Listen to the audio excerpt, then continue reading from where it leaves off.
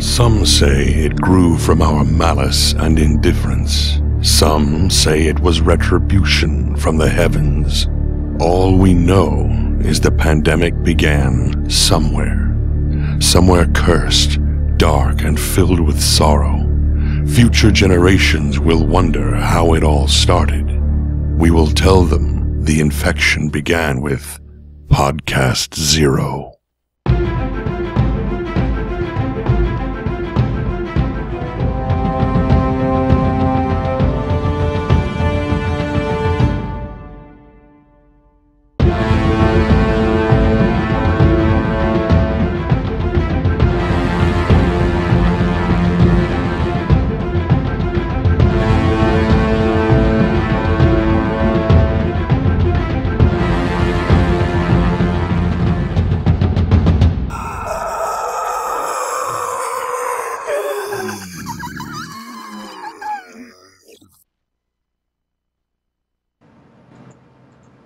Hello, everybody. Hello. Hello. What's up? Hey. Welcome, everybody. Welcome to the audience, all you audience peoples. And tonight we have special guests. We have guest 1, guest 2, guest 3, guest 4, and guest 5, because I guess I forgot to change their names. It's always something, you know. It's the little things in life. We're professionals here. We try to be as much professional as possible. So I guess I'll have to change that while we're talking. But the guy right to my side here, touch the edge of your camera like this. Like what? He's like, what? This one is Mr. Sattelizer Games, fresh back from SOE, playing the game. Next to him is Miss Skylatron. Hello. Mr. North, down below me. Mr. Tangent, just coming off a crazy AAAA stream. Arcade. Mr. Stockus, who it's his birthday and he is drunk like a skunk and a monk. Oh my goodness. Mm-hmm. Fucking stop. You can't stop. Just stop. Just Okay. stop. Alright, let me fix the titles. So, we're going to talk about stuff tonight. If you guys this is your first time ever watching our show, this is complete speculation and bullshit. It's just us shooting the shit about what's going on with H1Z1. We are not developers. From time to time, we will have developers in the audience. Adam Klegger will show up, our Klegger. We'll have H1Z1 here from times to times, and lots and lots of other people will come from Sony from time to time and be in the chat. So even though we might not be able to answer questions, sometimes we can field them to the actual developers who are here chatting with us, and they'll answer some questions for us on the side. So how we do it is we're just going to start off talking about some different things, some different topics for H1Z1. While that is going on, we ask that you please type in the chat, in brackets, any questions that you might have. You type in bracket question and bracket and say, I have a question about H1Z1, it's this. We'll do our best to answer it, and if we can't, and one of the devs is here, we'll throw it at them and see if they can answer it. We do that at the end or middle of the show, and after that, it's just completely us talking about what we think might come up. All right, so that is guest number 4 is so sexy. You're so sexy, guest 4. That would happen to be Mr. Tangent. Oh, thank you. That's Sorry, you. I thought it was 5. Yeah, he is sexy. He's absolutely North sexy. is just kind of lounging there, just like a Skyrim Jarl, expecting to start doing this. But All right, I'm gonna put everyone's name in here. So, how's everybody doing tonight? good. Awesome. Hi. Unless you're talking to viewers. Is that a viewer or a panel? That's a panel question. Yeah, I'm feeling good. They can't reply back. I'm tired. That's good. You know, like a Jarl. A lot of problems with this beta phase for Arcade. Yeah, what's going on? Oh man, second time in a row they had to delay the actual beta launch. They didn't have the server capacity to hold everyone, and most recently we had over an hour. It wasn't a queue exactly. They actually had a problem with their login server. Mm-hmm. So we got my computer crashed. We got locked out. So we played Oregon Trail while we waited. So. See, I feel bad for you because I've been logged on since the second, really opening of the servers, and I haven't gotten kicked off since. That was the only time I did. I didn't get kicked off. It was my computer. Damn. My work. All right, I'm popping some questions in the chat.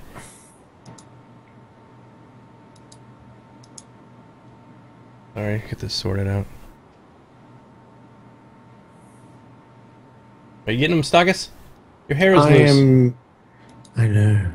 You have loose hairs. All right. Well, For first some thing. reason, Go ahead. yeah. First thing I No, wanted to it's talk the about same. tonight is Mr. Sattelizer. You have gone and played the H1 and the Z1. I have indeed, yes. So would you give us your impressions of what you thought? Because you just played recently. How did it go? How Yep. did you get down there? What happened? I hate you, by the way, I'm a little jelly. playing that game. Well, I went down there for the SOE block party Friday. Mm-hmm.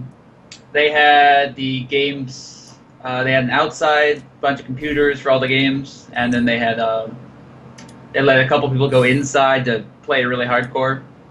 I got to go inside and play the game for a solid 3 or so hours. Oh wow. Oh yeah. So you got to get into it. Oh yeah. I had a couple buddies with me, and we were trying to meet up desperately to try to build some, because with all the other streams, no one really ever got down to building or group play and to see how that would work. Unfortunately, we could not find each other. Every time we'd get remotely close, either one of us would have like a horde of 20 or 30 zombies behind us, and he'd get like swallowed. Oh yeah, this one time we had just managed to meet up at a gas station, and I made the stupid mistake of trapping myself in the bathroom with only one way out, which was the doorway, and a funnel of 20 or so zombies coming into me, just pelting me. They take a good 5% of your health per hit. But that combo system to attack them, where if you time it just right, you can go combo, combo, combo. Once you get it down, it's fairly easy and rhythmic to take out the zombies, but you're panicking when you've got that horde on you. Is it like Dark Souls kind of combat where you have to get the timing exactly right, otherwise you get whacked? Oh well, You're talking about, like, yeah, it parrying does and stuff penalize like that? you if you do not get the timing right. You will be like stuck there for a good second or so, unable to hit back. So you do want to get that combo just right.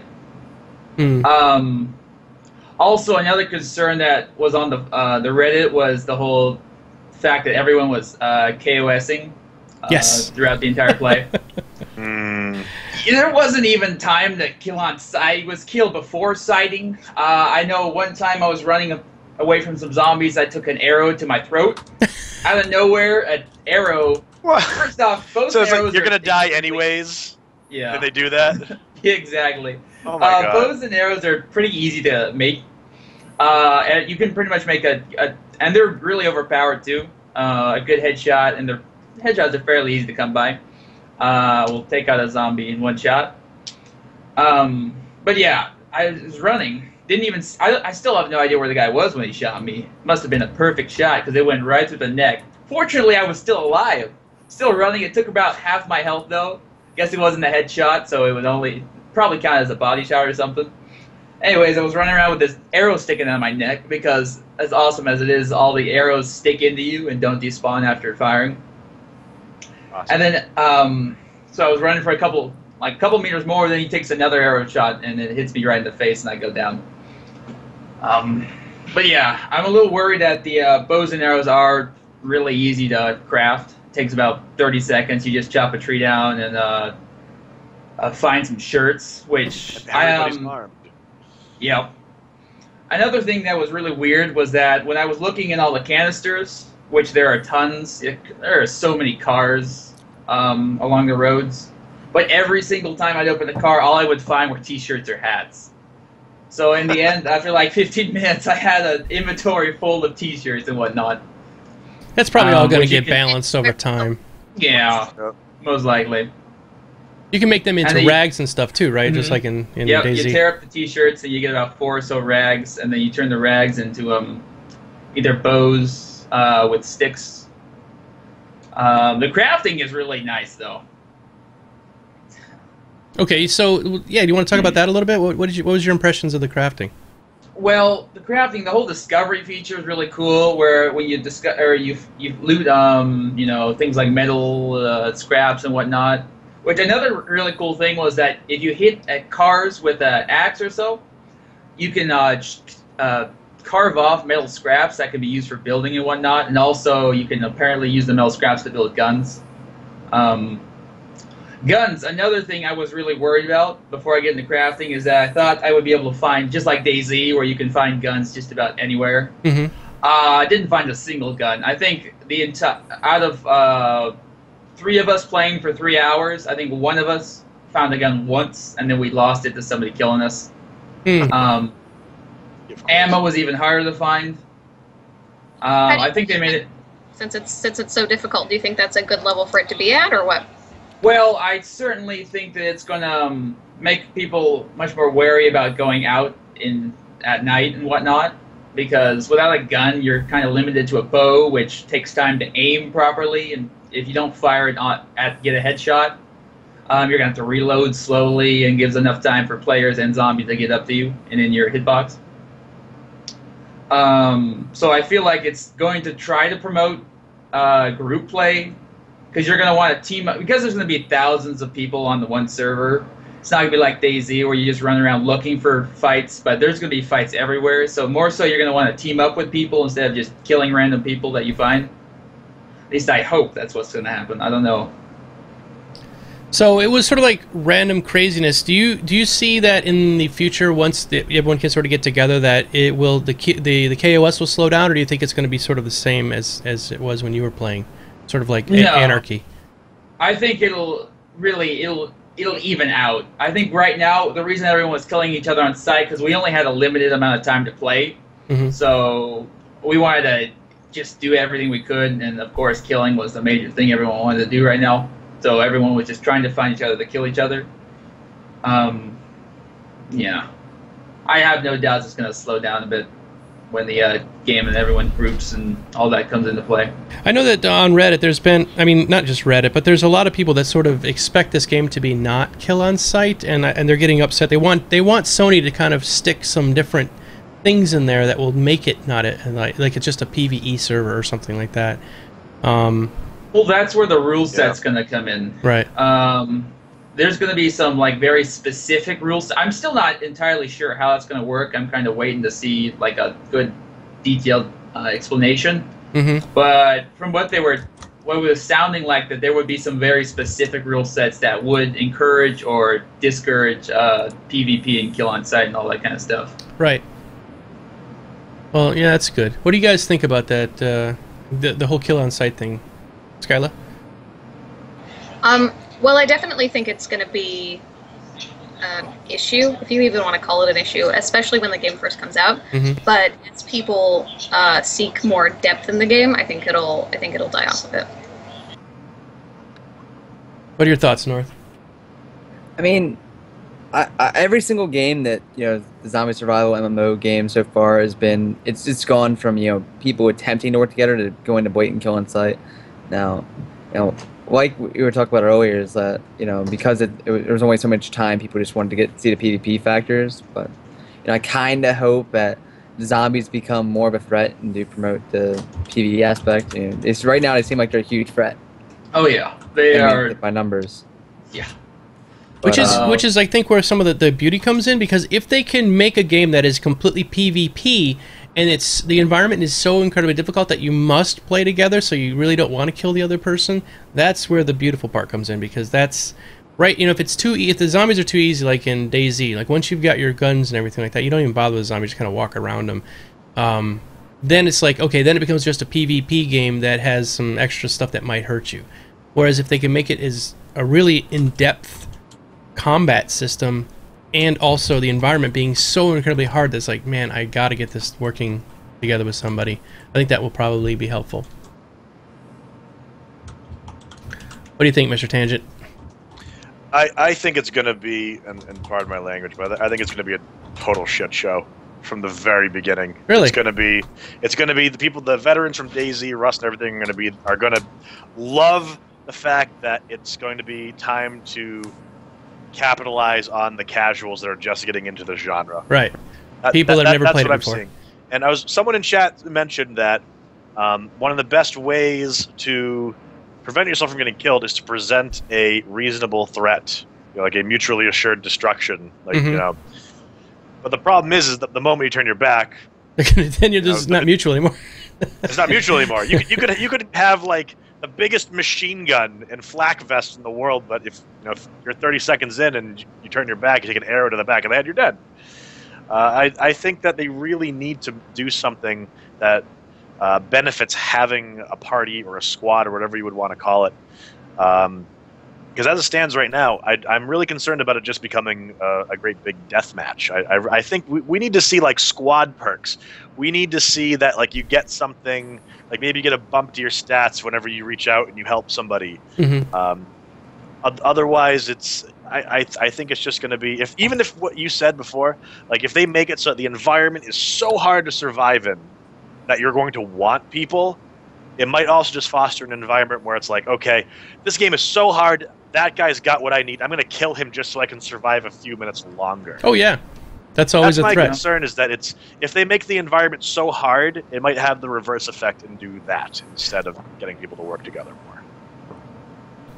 But how are we going to prevent that? Yeah, I mean, I guess that's probably they got to offer incentives. I think that's what they got to do. They have to take all these games have the deathmatch shooter shell around them. Mm-hmm. It's because every time you die, you reset. There's no consequence at all, other than that. It's like you can't. You have to get into the mentality of not being attached to your character. All right. Oh yeah. So what can we really do for a short-term character to make you care? That's the real challenge. We have to figure out. Well, the developers, I hope, will figure out a way to give an incentive for some reason for you to do that. Because in games like this, there's not a whole lot of incentive to work together, other than unless you're playing with friends. Yeah, that's true. So I'm just reading some of the questions before we even. Iron Swords, I got to answer this one right now. Can we 360 no scope, brah? Yes, and there has been confirmed that you from a mile and a half away can throw a dagger and hit somebody right between the eyes. So make sure you get a mile and a half. Yeah. So make sure you get your montage videos ready. Must have many wubs and lots of knife throwing from a mile and a half away with headshots. Just like stand on a mountaintop and just throw it, and it just right between the eyes. Yeah, just like Call of Duty and all these other games that are just. I can confirm I was doing that all day. All day, exactly. Yeah. You're like H1Z1 Chuck Norris. Exactly. Well, actually, there's a server where you'll get banned if you don't kill them with a dagger to the face. Oh, good. That's at least a mile and a half away. At least a mile. It's got to be at least. Cool stuff. Players don't even contact each other anymore. They just greet each other with daggers from a mile away. At least. Yep. I'm sorry, I'm a bit sarcastic about that because I go watch these montage videos that people send me all the time. Dude, you got to check out my montage. And I go over to Call of Duty montage, and it's all that shit. It's 360 no scopes, backflips through the air, headshotting somebody behind the shoulders. My God. Yeah. Anyway, all right. So, anything else you want to talk about your visit with SOE? Anything you want to take away from it? Like, what was like the most amazing thing that happened the whole time you were playing? Well, I got to realize that the game is not ready yet for early release. Okay. I know everyone's been thinking, it's got to be coming within the next week or two or very soon. It's not. It's not at all ready for early release yet. Then they openly admitted it while I was there that it's not.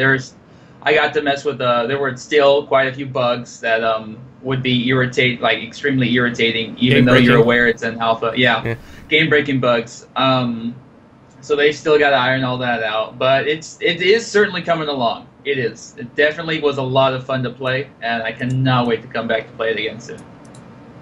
That's awesome. Yeah, I think most of us are chomping at the bit because I'll just, I know we have a few devs in the audience, but you guys promised it to us in May, and it's now coming up on September before we'll probably have it. Better that they do it right, though. Oh, yes. I mean, yes. Yeah. But when they said it was coming in May, we thought, oh God, it's got to be close. It's got to be really close. And I blame Smed for that, because he kind of does that kind of thing. Was it IGN or GameSpot that did that? Or was it Game Informer? I don't know. One of them said that they had the release date. It was July 3rd or something. Right. Oh, no, it was 1st of July. Yeah. They said, by now this was a July release of Game Informer. By now you're all playing H1Z1, and we hope you're enjoying it, and blah, blah, blah. And I was like, oh, God, this is great. Yeah. Yeah, I'm hoping that... I'm in total agreement with you, Mike, or Sattelizer, sorry, that it should be better it should be more complete, because the minute we all get in there and something crashes, and it happens a lot, the numbers are going to drop off. It's sort of like, you know, when you're streaming and all of a sudden you're doing something stupid in a game and everyone hates it, and you see your view count just kind of, and it's going to be that way for them as well. People are going to, you know, give it 15 minutes, whether they impress them or not. If they're not, they're going to go to the nearest, you know, review site and tear it to shit there. Yeah. So, we have to make sure that it's good. Oh my god, we got 666 people watching. Look at the devil. But you know, that's what gamers are these days. We want it now, but we also want it to be perfect now. Yes. Yeah. It must arrive. We are a horrible generation of gamers. We are. Yeah. Nothing. Okay, I'm gonna crap all over newer gamers now. No, let's go. It's okay. Do it, man. Rant. Let's hear it. There is a huge difference in the generation that's my generation and the newer ones. There's no delayed gratification at all. Everything's got to be now. Everything's got to be now. And I'm kind of disgusted that I'm among that now. It's like I've come to expect the casualness of the quick buck, I guess. You know, it's like it's early access buy-ins, for example, microtransactions in all games to get an edge on something. Quest helpers and everything. Like, I would be lost in arcade without my quest helper, for example. All those arrows at your feet. Yeah. All these arrows. There's like 8 of them fanning out. You can't even tell where to go next because there's just so many arrows. Plumes. Exactly. Yeah. And it's just, I really think that the newest generation of gamers is the big target demo for a lot of developers. And right now they want something quick. They want it crisp. They want it perfect. And they basically want everything that goes along with it. Right. And the unfortunate thing is that in our society as gamers, we've kind of set the bar there and allowed that to happen. Developers kind of let us feed into that. It's the whole early access thing. Exactly. Here's what I'll give you. Make an analogy. You want this? What the way gamers are today is they want to go out, get married tonight, go home, have sex, pop out a baby that already has a college degree, and move on with life. It's kind of the way it is. Exactly, but in video games. In video games, right. So it's just like, oh, I heard about H1Z1. Why is it not out tomorrow? And how come it's broken and it has a bug? My hat's floating above my head 10 feet. I can't play this game. It's terrible. Now, that's a good point you made there, too, because the early access phenomenon, too, is that you go from having people who get into the betas because they're part of the mail strings in the past, they're doing the research of the game, and they've been probably following these games for a really long time. Nowadays with early access, somebody who just hears about it 5 minutes ago says, oh, this game's early access, they go and they just buy it for whatever the discount is, and they go and play it. They're not ready for all the bugs. They play it, they encounter all the stuff that's wrong with it, and they immediately go thrash it, give it a bad review, and spread hate about the game. Whereas the other community who's been waiting for that game to come out is like, we know there's going to be bugs, we can't wait to get our hands on it, and the developers, their target demo for that was the people that have been following the game for a long time. And the unfortunate thing is the people that haven't been following it are coming in and giving such harsh reviews about it. That's why I'm worried about H1Z1, because I mean, I haven't been following it for all that long myself, so I've been trying to pace myself. But there's already people, when I talk to about it, they're already asking, like, what's it got that this game doesn't? And what is it better than H1Z1? Like I don't know. It's not out yet, and I can see that people aren't necessarily doing the research on the games. And nowadays, if they do it as an early access, it runs the risk of really getting a bad review early But that's what the pay gate is for, and that's why people are bitching about that. But if you're really, really invested in a game, say like Elite Dangerous, you're super invested in Elite Dangerous, you will pay the $300. And people throw their arms up and they're like, oh my god, I can't play it because I can't afford the $300. Well, they want the people that are hardcore investors that are going to want to give really positive feedback and not just play the game because they want to get in it early. If you got $300 in the game and there's a bug, you're probably going to have a better chance that you're going to report that back to the developer. Right. So, but when you see a founders pack that costs that much, sure, they want to make money off of that. But I'm willing to wager that a lot of people in development are kind of cringing at the same time, too, because they know they're going to get a negative review of something, but they know that the people that push the buy button are the ones that they want to have there because they're the ones that are probably going to take the game seriously during the development phases. So, what do you guys think? early access and all that? I mean, I can remember actually waiting for games to be, finished and made, properly. Like, I remember, like, one of my all-time favorite games of all time, Metal Gear Solid 3. I remember how long I waited for that, just for that to get made, and you look at development nowadays, you don't see developers actually spending that much time working on games anymore and making long, thought-out processes for They're all telling us what's happening while it's happening. It's pretty much, which that's not bad at the same time. But, let's look at, like, Call of Duty, how they have an installment each year. Regardless how many development teams are working on it, how much time are we going into providing the same game each year? I mean, games like that. And so, every, member playing these games, want a game each year, a new iteration of that game each year, unfortunately. Rather than you're seeing a long, finished product of what could be amazing. In before Total Biscuit, yeah, Yes. Yeah, I love Total Biscuit, but honestly, I would like to see his opinion of the game. But we'd have to see what happens. I think. Go just ahead. real quickly, I please. think one of the main problems, and this is a really quick one. I think the problem mainly with early access and stuff like that is because a lot of companies have given it a bad. Like some companies give it a really good go. They're like, this is a good opportunity to play the game, but in my opinion, a lot of companies just use it as an excuse to put out an unfinished game and then treat it as a finished game when it's already out. I actually, regards to that, go ahead. Wasn't Firefall in open beta for like 2 years, and now it's just now launching? Yeah, and they were like, "Oh, by the way, we're launching next week." What? Yeah, I thought that game launched a good 2 years ago or something. Well, look at they DayZ. I've actually been doing a lot of work with Red 5. They were in a really closed beta, really closed access, and they had a complete directional change. I don't know all the details about it, but there was a lot of drama, I guess, in the development side, and they have new leadership now, and supposedly it's because of that old leadership that absolutely tanked the game when it was supposed to come out before. So after giving them another look, it's been significantly better. But yeah, they're an example of early access, but their buy-in for early access was pretty high. No, don't ban Neymar. Just we Neymar, at the last second of the show, we give you the date and time it comes out. So that's only 2 hours away. Hang in there, buddy. I know it's hard for you. Maybe. Stop boring, Chad. All right, guys, let's go home. He's bored. He's bored. It's over. It's over. We're done. Yeah. Actually, so about early access, I wasn't even planning on talking about this, but I did end up buying a couple URLs because I thought this idea, there are so many games that are coming out early access that we as gamers are starting to get really screwed over. And I think we've talked about this a little bit in the past. Games like Beast of Prey and Stomping Lands, they come out on Steam, they look amazing. Oh my god, a great new survival game. Oh, it's dinosaurs, great. All that kind of stuff you think is what we're looking for the next big game. And you look at games like The Forest and you're like, yeah, great. And so then you play The Forest. Yeah, it's not bad. 4 guys built it. It's early access. Cost me $15. No big deal. Then you look at Stomping Lands. It's $30, and you're like, ooh, this has got to be at least twice as good as The Forest. And then you get in there, and it's horrid. Planetary Annihilation for $80. Right. Oh god. Right.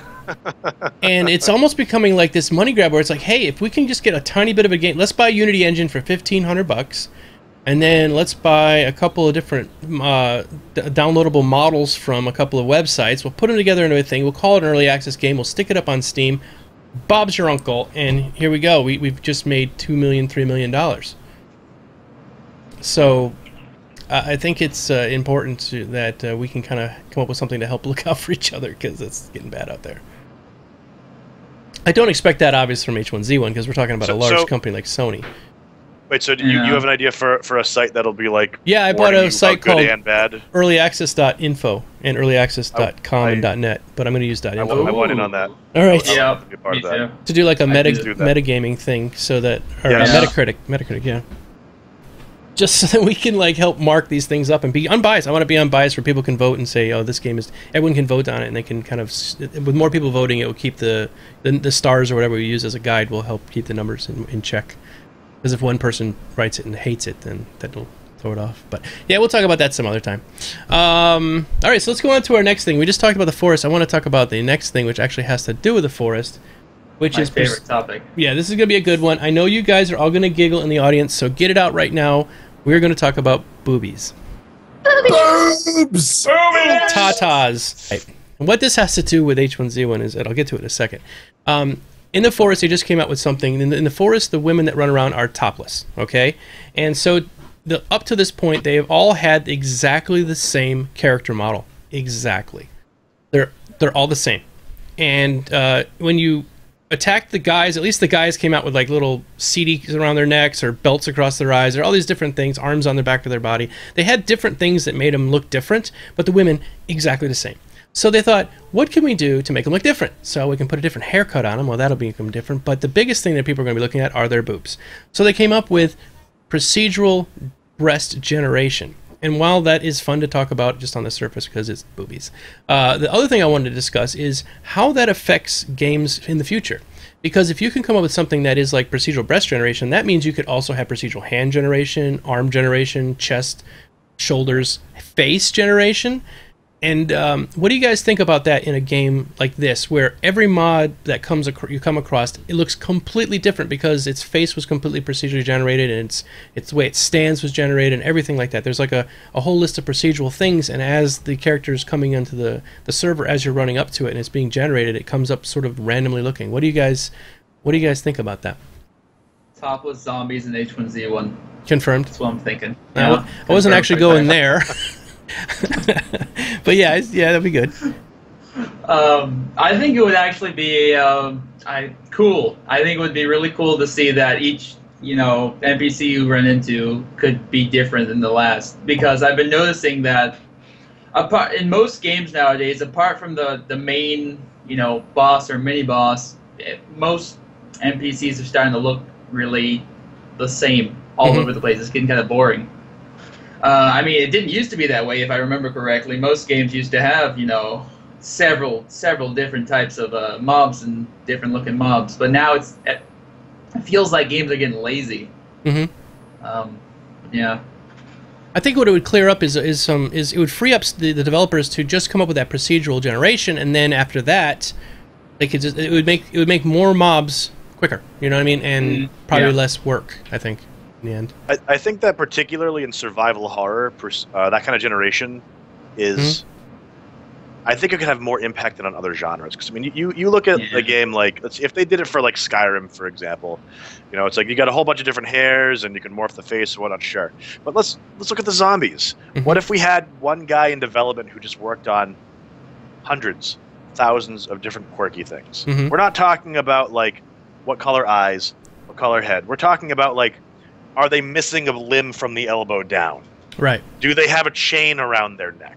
Do they have a bear trap locked around their leg? Yeah, stuff like that. It doesn't have to be just... Are they skinny? Are they like... we're not even talking about just like the features of a anatomically correct person. We're talking about like random accessories, quirks, and things that make... That's what I mean. Exactly. Yeah, exactly what I was talking about. That's what I was trying to get to, is that it's not just, the boobs. I'm talking about everything, the whole deal.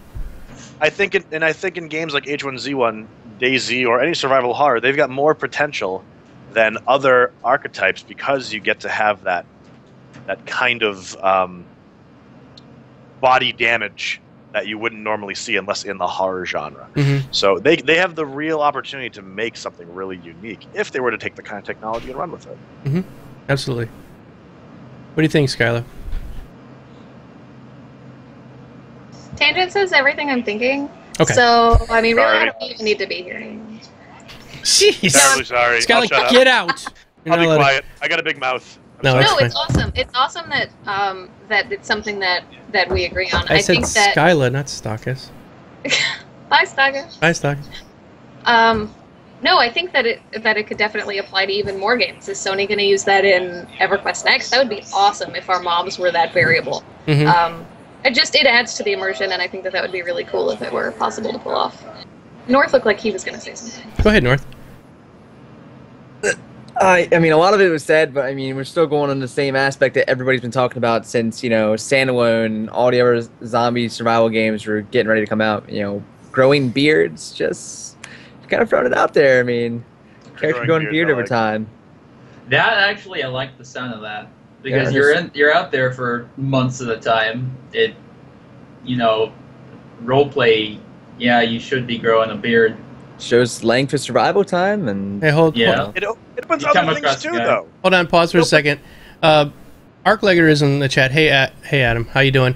And also T-Lock is here, who's a developer for Sony, and says, Geekdome, I'm a tools programmer on H1Z1. I'm literally working on randomized clothing and gear for hats, scars, anything attached to the zombie human right now. There we go. Confirmed. There you go. Perfect. Awesome. That's great. So continue on Damaged with limbs and accessories. I want to see the bear. I want to see like the one zombie that's missing an ankle because he like ripped it out of a bear trap. Yep. Because you have bears now. We have bears that Twerking bears. twerking bears equals Half-Life 3 confirmed, according to Yeah. definitely Half-Life 3 confirmed.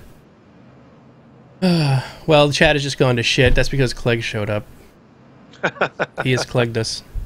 Damn it, Clegg. Yeah, Clegg. So yeah, it's exciting things, and I'm really glad to hear that they're going to be doing that. So, all right, Reddit, there you go. What time is it? We've been doing the stream for 35 minutes, so go ahead and go to that part of the video and highlight that.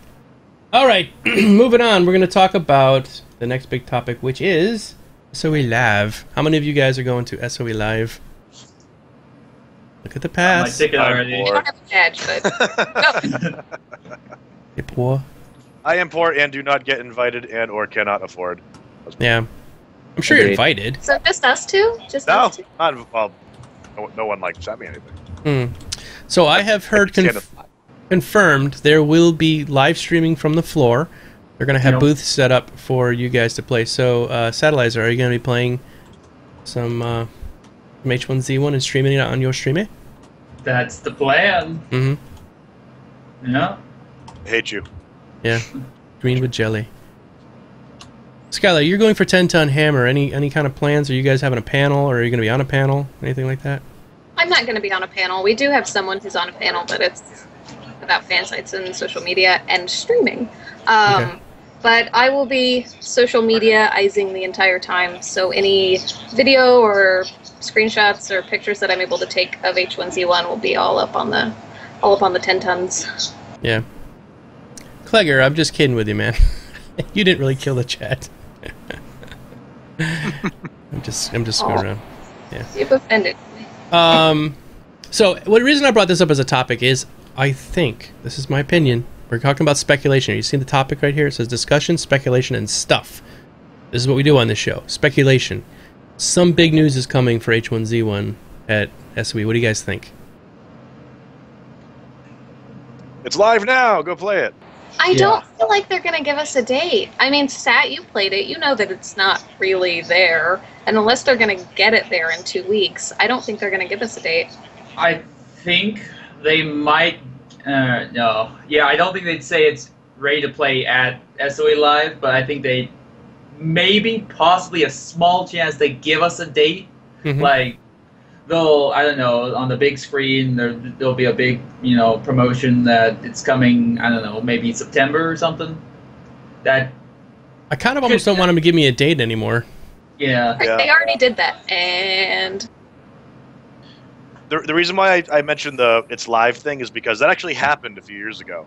They released like this big EverQuest expansion, and I was watching a stream of it, and everyone's there in the auditorium, and they're like, "You guys are our elite, dedicated people. You know we've had some good times and some bad times, so I've got a surprise for you all right now, just for you guys." And they're like, "Oh, what is it?" And they're like, "The new expansion is live," and they're all like, Ah.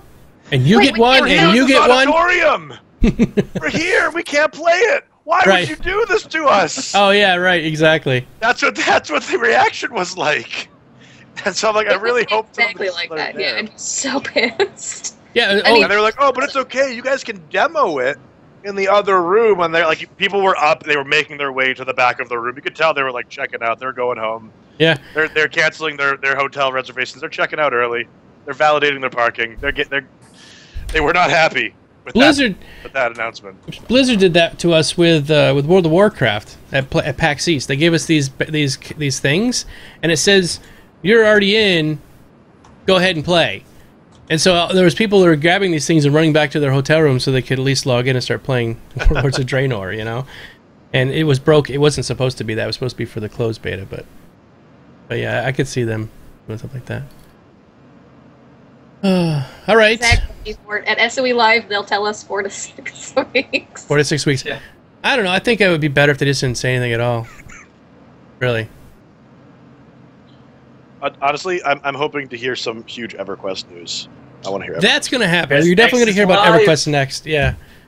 Next, we're going to hear EverQuest next. We're going to hear Landmark stuff. I'm so nervous though because that's like my childhood they're messing with. Next. Yeah. I can just tell right now. The announcement's I going heard to about be next canceled years next. ago. Sorry, go ahead. No, I was just saying that their announcement's going to be they canceled next. No, that would be a big announcement. I would cry. All right, so hold on. We have to stop the show. Adam says, or the Clegger, he says, Domo, this is very important. On Wednesday, August 13th, SOE Live is my birthday, and I'm expecting lots of birthday drinks in Vegas. I don't know how long you've worked for Sony, Adam, but see this hat I got on? This USA hat? I got this hat when I worked for Sony, and I got it when I was at an event down in Disney World. And one thing I want to mention, for those who might not know, Sony has an extreme aversion to their employees having a functioning liver. What they like to do is remove the liver by giving you as much alcohol as you possibly can.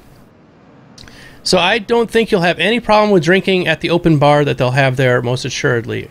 Like, it's going to be... Now, I don't think it's an open bar for the people that are coming there, but the Sony employees will most assuredly have an open bar because Omid will demand it. Oh, yeah, definitely. Mm-hmm. It's going to only serve scotch, though.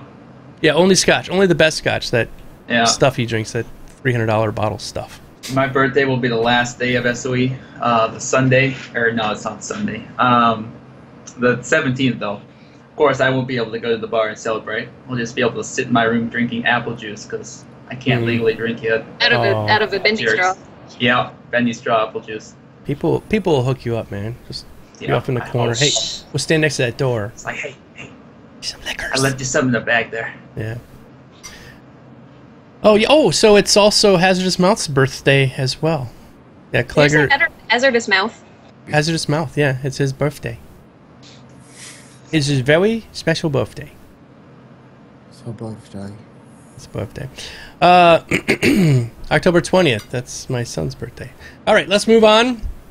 We're going to start our Q&A time. If you have any questions for us or the developers in the chat, please ask them. You have to put it in brackets, say bracket, question in brackets, so that our chat monkey, Mr. Stockus or Mr. Bod, can paste it into our Skype chat.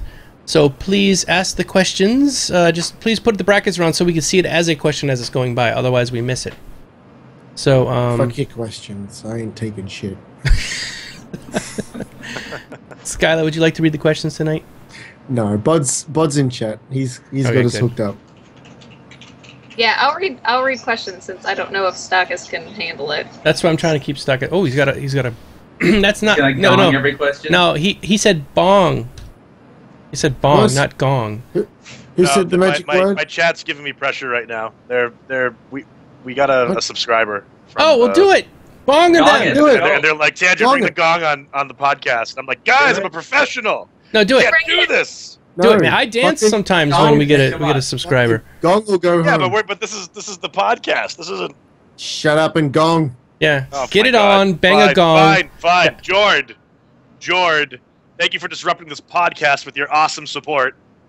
I think this they need to do gong it is more. For you, my friend. Thank you for subscribing. Konnichiwa. I think you guys need to do it more. I think he needs at least another 100 subscriptions. So they were ruining my footage before I was trying to do a Firefall trailer. I'm like, okay, everyone, seriously, I need radio silence. Nobody do anything, and just people are like subbing and following and. You bastards! Just bastards. Get it on. Bang it. Are you happy, Tangent Gaming? Are you happy? I don't think they're happy. I don't know. You got to show them how happy you are by doing some more subs. All right. Okay, so let's get to the questions. Go ahead, Skyla. Ask away. Okay. Will we have pets? Mm. Do you want pets? Yes. I want a pet. I think Okay, you want to? Well, I think Klegger said before that they were thinking about having the wolves be able to be pets. Like, you could convert the wolves into pets, I think. That'd be cool. Yeah, that would be really awesome if you could tame like a wolf to be your companion and fight with you and whatnot. I'm having horrible flashbacks to Lineage 2, though. Like, why is that? You ever play that game? No, I don't. Never did. Little bit. Well, they had these mega badass mounts, and it literally took us longer than to level your character to level them. And it was like once they get level like 40, that's when they start to grow up. And then there are these cute little things, and you literally have to like, you have to let them hit something, and you got to heal them, and you got to feed them, and it's like the most nightmare Korean Tamagotchi you could ever like think of. Okay? Nice. And it was an open PvP game. So if someone saw you with this high level Oh mount, no. what did they do? kill it. Kill it. Oh no. Yep, they would kill it, and they would laugh at you, Oh. and it was considered an NPC, so they didn't have to flag. Oh my, that's even worse. That's awful. They're like, I'm going to kill your monster. You want to try and defend it? I'm higher level than you. And so it's like I'm seeing like everybody with their cute puppies that they work so long to birth in the harsh winters of H1Z1, and they've been nurturing this thing for like a ridiculous like 15 days of survival, and they're getting ready for to grow up into their wolf form or something, and then guy logs in and stream snipes you with a bow and arrow they made by like stripping naked and punching a tree, and it's gone. Nah, yeah, it's true. That could suck on a high level. But that said, there's no reason not to put the pups in there, because it would be awesome. Just saying. Riding a bear. Or a bear, yeah, bear pet. Riding a bear, Vladimir Putin confirmed. Yeah, exactly. H1Z1 bear cavalry. Dude! For the butchers of Twitch. That would be awesome. Totally get into that. Be like a whole like clan. We already talked about this before. That when like the Tangent group gets together and with the Domo tribe, we should all get together and have just some sort of really crazy cult. And our cult is the Bear Riders, you know. And Oh god, seemed like 500 bears charging downhill at you would terrify you. ripping zombies to shreds along the way, and be like, "Holy shit!" Yes, It'd be balanced though, because one headshot and you're done. Yeah, that's pretty cool. Okay, next one. From Madman Moose, how far do you think crafting will go compared to Landmark? Will you need this thing to do this thing or this thing to do this thing? So you just keep crafting over and over to get to the end. And you guys, Sat did it, so. Yeah, I was gonna say like a chain thing. So before you can make like the shotgun, you need to learn how to first get some iron and then make it into a pipe, and then make that pipe and get some wood and make a stock, that kind of thing. If I remember correctly, I was told that you can make guns, but it's very hard, and you need a furnace. I'm not sure if you craft a furnace or not, but what you can do though is if you you want to make an arrow, wooden arrow for your bow, but you don't have how does this work again? You could chop down the tree, you get the wood plank, then you could go from the arrow, you craft the arrow, and it would instead of going from plank to stick to arrow, it would just go straight from plank to arrow. It would do it all for you, so you wouldn't have to okay, that's craft good. it one. Even getting carpal tunnel. Yeah. As for crafting everything, or getting very intricate with the crafting, yeah, I think you will. I think crafting will be very prevalent in the game. Okay, he says, Flegger says that he says you cannot make guns, and we were talking about being able to make a really? makeshift shotgun down the road. Well, that was just an example I was throwing around, but if they put something like that in, I don't want it to be like you make an M4 or something like that. I want it to be like, all right, you're making flintlock, yeah, and that's still just as good in this time period for like what we're doing. I want to see like pick up the trash can and like basically make a big potato gun out of it, just gasoline and shrapnel loaded in, and have like one-shot blunderbusses and stuff like that you can just brutally make. Totally, you know, modern like pipes and stuff like that are significantly better than the old, you know, iron and stuff like that they used, or brass that they used back in the day when you were talking about blunderbuss and stuff. So it is not beyond the realm of possibility to make a shotgun, because you could easily go into a house, rip down a pipe, and now you've got the basics for your shotgun, and all you need to do is figure out a way to ignite the gunpowder to launch it off. Yeah, I mean, obviously it'd take a little bit more than just that kind of thing, but I think that's doable. right, next question. ZodaStream, what will be sold in the microtransaction store? Hats. Cosmetic stuff. Shirts. More hats. Just the skins, not the actual functionality. Please go for like the good hardcore cosmetic stuff. Like people were saying before, we had a discussion about like, you know, they mentioned women will have an easier time of surviving in H1Z1. We don't know what that means. But like, I want everyone to look nitty gritty. But you know, women could buy makeup, for example. Like, I want that kind of stuff. Let's bring some value to stuff that would be otherwise valueless. Mm-hmm. Like, this isn't a cosmetic piece, but real world things that we would love to have in the post-apocalypse would not really matter in a game like H1Z1. Like, for example, the last bottle of whiskey. H1, like, in survival horror, that would be like the world's last Molotov cocktail. Mm-hmm. But like, there's no value at all in like seeing that as a luxury item. Or lipstick. Like, I want. Yeah, it's like, oh my god, you got lipstick? Holy crap! Where did you get that in the post-apocalypse? That's what I want to see. Free the makeup. H1Z. There's definitely gonna have to be some kind of stuff, and they did. What's your group called, Sattelizer? I don't know your group. What do you call your group? Resistance. Was that the Resistance? Yep. So the Resistance, what we did talk about this, and Clegger did confirm this would be something they could have in the store, is you could make your logo, upload it to the store, and then people could wear that logo on shirts and hats and stuff like that. So that would be some kind of cosmetic item that they could sell on the Player Studio. So kind of like what ArcAge does. Mm-hmm. Yeah. Or you can upload it for your ships and whatnot. But you don't have to pay for it on ArcAge, do you? Well, it comes with the Founders packs, if I'm not mistaken. Okay. If you want to pay for more of the items in which you upload your crest to, yeah, you have to pay for it. Like free-to-play players that didn't buy a Founders pack or whatever. Okay. All right. Next question.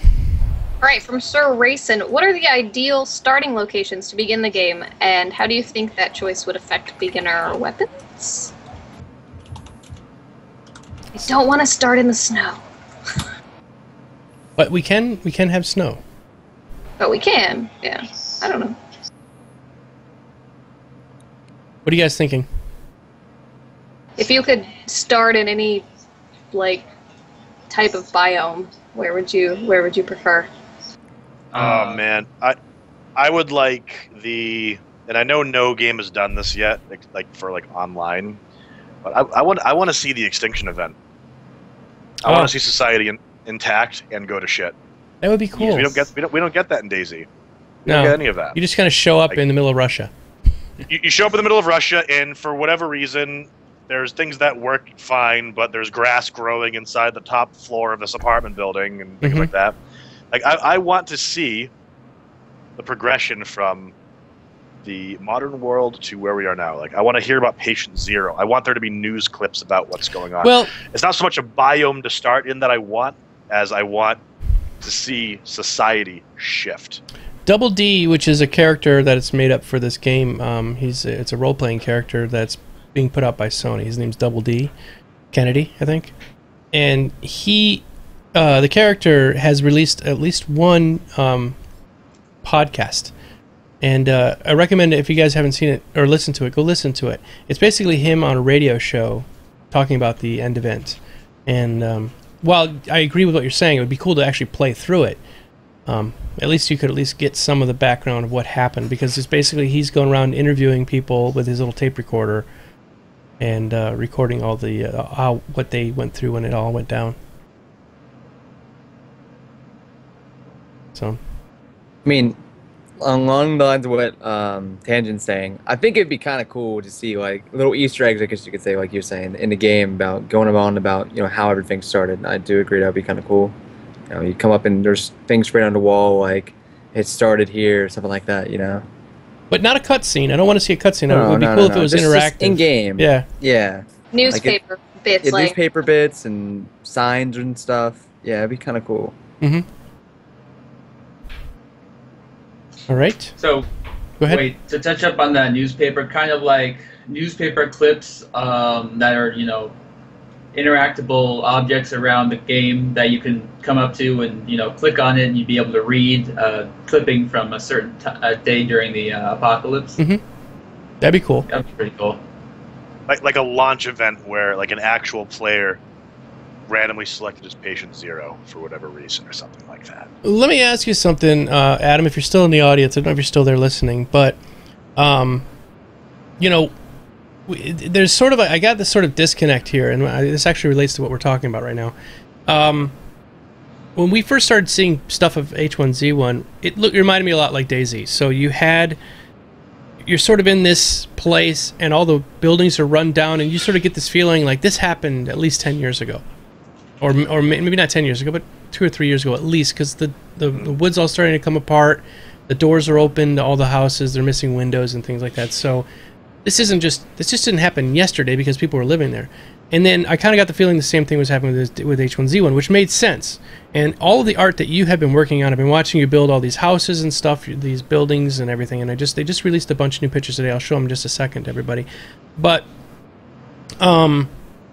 it looks to me that it's been at least a year or two, if not longer, because some of the buildings are the walls are starting to come down and stuff.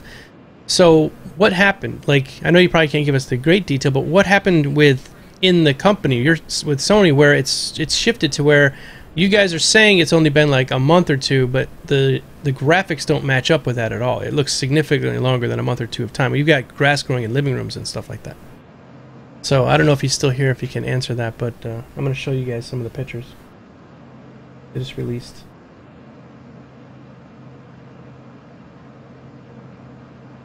The apocalypse happened. Yeah, true. But does that make grass happen? Thanks. Have you ever been in apocalypse shits, Chris? Have you? I was once. Yeah, that one time. At one time I was in apocalypse. So this is a picture of the way it looked when they first started showing us some images of it. Let's see. The funny thing is, Clegg's talking about when he was at the Sizzler and they ran out of breadsticks. Mm-hmm. That was his version of the apocalypse. So I don't think it's a very good level to judge the end of the world, Clegg. You really need to step your game up, Sunshine. So this is the same exact place that they've gone. This is just an update that they just released today with some new art showing the changes. So this is the same street. If you could look there right there where the building is on the right, that is the street that's going up to the right on both images. And you can see what they've added to it. And it's definitely coming along really great. I mean, it looks fine. But looking at either one of them, in the street you can see the grass growing right across the road. And while that would happen, I don't think it would happen in such a short time period that they're kind of explaining. Maybe the grass got infected. Yeah, it's a zombie grass, which definitely could happen. If that's the case, I'm all for going along that line of reasoning. I like how many buildings there are in that town. Like, I'm so glad we're not just going to be coming across single houses, and there's tons of buildings there. Yeah, they're definitely fleshing the world out a lot more. And here's another couple shots. This is the same street. But look at that minivan there, all kind of wrecked over the top of the gas tank. Yeah. I was really impressed by the change in that town, though. I mean, that's so much better than just that little, I don't know, it feels like a smaller town. It actually feels like a small town now, rather than just, little depot or whatever it was. I'm glad this is coming up, too, just because, like, I think Nether is one of the best survival horror games out there right now. But it had me asking a lot of questions. And this is like, this van is a good example that we're looking at. Like, there was like hundreds of cars piled up on the highway, like jamming the streets and things like that. And they were all so decayed that it looked like it had to be years and years and years. Right. And honestly, if there's that much decay on a van like that, I would think the streets would be piled high. It would be a maze of cars the whole time. You wouldn't just have one decayed car sitting there and everyone else got out. So, The Snowed one just I don't brought up know. a good point, which is Chernobyl. Chernobyl, if you look at the pictures from Chernobyl, I have a bunch of those, by the way. I forget who sent them to me. Was it you, Snowed one? Somebody went to Chernobyl and took a bunch of pictures. Tarragon Dragon. Tarragon went for a Dragon. holiday there. That's right. She sent me a ton of pictures. And your voice is doing that thing again, Stockus, where it just went really high for some reason. Yeah, whatever. Helium. But she sent me a bunch of shots of Chernobyl. And how long has Chernobyl been? Was it the 80s, right? When was Chernobyl? Long time. About the 80s or so. About the 80s. So that makes sense. I mean, that's been 30 years now. 86. So it's been, just about 30 years exactly. That makes all the sense in the world when you're looking at that. This looks like it's been about 20 to 30 years to me. And since they haven't really given us, they took back their time frame, so I guess it's possible. Yeah, you guys don't beat up on Arklegger. He's a good guy. I don't know why you guys. Who's picking on my boyfriend Clegg? who is it? I don't know, but I once was addicted. Just subscribe. So get up your gong for me, please, Tangent. Oh, you want me to gong for Get you? a gong. Yeah, get a gong. Bang a gong. I'm gonna dance. We're gonna do the wub wub. All right, we'll gong for Geekdomo. Okay, ready? All right. 1, 2. Thank you for supporting Geekdomo. Yep. Dance. There we go.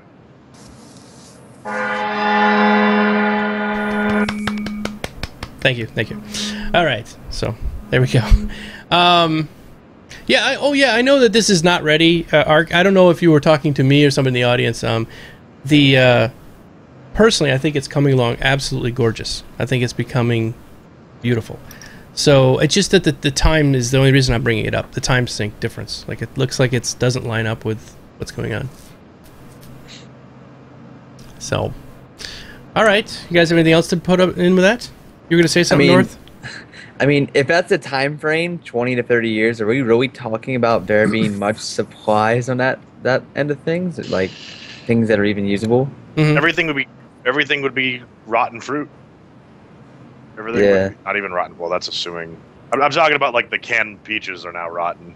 Nice. Yeah. But even bottled water wouldn't last that long. It would go stagnant before then. Even if it was, shop bottled water, if it was sitting for that long, it would be gone. So it just can't be that long. Mm-hmm. True, but then what? Maybe it was some kind of maybe it was like a comet or something came down and acid rain and ate everything up. But it really didn't destroy everything completely. But it knocked out windows and it ate up the paint on the trucks. I think we're talking about a whole different genre of survival if we go that road. Yeah. I mean the whole emphasis on the modern survival horror genre is surviving with the scarcity of the existing supplies. Mm-hmm. So now, if we go that far ahead, it's a totally different culture. We're like either into caveman type shit where everyone's died off basically because they couldn't hack it, or it's the Fallout type. Factions are rising up. Klegger just answered what it is. He says this. In the beginning, we wanted it to be 15 years, and then we realized it would take way too long and take too many devs to get The Last of Us quality. So we had to make the shift to months after the event. But remember, even during the first few days in an apocalypse, there's a lot of destruction and fires, explosions, shit's gonna look effed up. Good point. I think vans will be burning. Clegg did also. Clegg can also correct me if I'm wrong, but he did mention in one of the update streams that because of their original idea of 15 years, a lot of the art assets that had already been developed were in that mindset. But now that they've said, well, no, it's going to be months, maybe a year or something. Before we see the early access, they're going to start developing a lot of new arts assets that look a lot newer. And he said you will come across houses that look almost brand new. They're not going to be as run down. But at the moment, because they're just trying to fill the world out, they're just using the stuff they've got, which is all the wreck stuff. So, also, too, just it's the closer you go to the apocalypse, the more the culture is just recovering from that culture shock. It's like we did he brought up The Last of Us, for example. Mm-hmm. Society basically restabilizes on a horrible degree, but right now it looks like the where the game is in development, the timeline is that it's in that uncertain period where everything is basically gone, and there probably aren't quarantines where people are living in and things like that. So right now, somebody just said, check out Goobing Detroit, which is Google Street View that has basically showing the decline of Detroit, which is pretty much like an apocalypse zone. But this right here, it shows 2007. I'm showing on the screen now. You guys might have to be able to look over on the stream to see it. But this is 2007. This house here, you can see these other houses in 2007. 2009, starting to look a little rundown. 2011, which is only a couple years later, you can already start seeing the stuff growing in and around. The trees are completely growing in the front of those houses there. 2013, they're almost completely gone. So 5 years. 2014, 7 years later, it's completely decimated and it's just turned into crack houses. And yeah, and that's just in a short 7-year time frame. So yeah, you're probably right. You know, I'm probably being a little too picky about it. I guess I'm in my own mind, I'm thinking it's 20, 30 years, but maybe not. Don't mow your lawn for a year and see what happens. Oh yeah. That's one thing that's always bothered me is during an apocalypse, how the heck do the lawns always stay so, fine-tuned and clean? Yeah. It's like everyone, the gardeners must have been dead for years. Either zombie gardeners now that just out of, I don't know, have this sense of duty to continue mowing lawns even though they're zombies. Yeah. Yeah, Clegg says he's somewhere between on that image I just showed between 2007 and 2009. And Snowbound brought up a good point, saying, I guess that it's going to be difference between Chernobyl and an apocalypse event. People will stay around an apocalypse event and loot and pillage. You don't hang around for a nuclear incident. And that was the thing about Chernobyl, is you see all these stuff just sitting around, like people just up and left. They didn't have time to gather and get out. This shit does not matter anymore. Right. God. No. And some of that is a case in this event as well. People just die in their houses and stuff gets left behind. Same point. I really doubt all of that's getting looted in an event like H1Z1's. Yeah. So. Oh, that's what I want to see more of. What? And we were talking about environment stuff before. I want to see the people that didn't survive. I want to go upstairs in a house and see like the couple that's lying dead in the bed holding hands. Yeah, that would be cool. I want to see. I want to see the baby crib. Maybe not full of baby, but where did civilization go? For how big these worlds are, there's not even remains in houses of all these people. I saw that you got some real feels on the Last of Us. Oh my god! I don't know how much it actually showed up on camera. I literally bawled my fucking eyes out. Yeah, you were silent. I was watching you stream, like, hey, what's going on? And you're just playing, and I'm like, oh, I guess he's busy. And then you were like, And people was this during the opening cinematic? Right, not too far after it. You just sort of got to that first town. I basically needed a moment because there were tears streaming down my face and into my beard. It was awful. It was awful. Last of Us, why did you do that to me? It was pretty rough. Yeah. It was amazing though. It was amazing. But yes, I got feels pretty bad for that. Yeah. Okay. All right, next question. I guess we're still doing Q&A. Sorry about that. And, people are asking, no, there's no gameplay. The game has not been released yet for us to play. I wish I could play it. If it was out. This is gameplay. This is gameplay. This is the zombie apocalypse. The devs are watching. The devs are watching a group of people that want to do this more than anybody else. You can make this happen.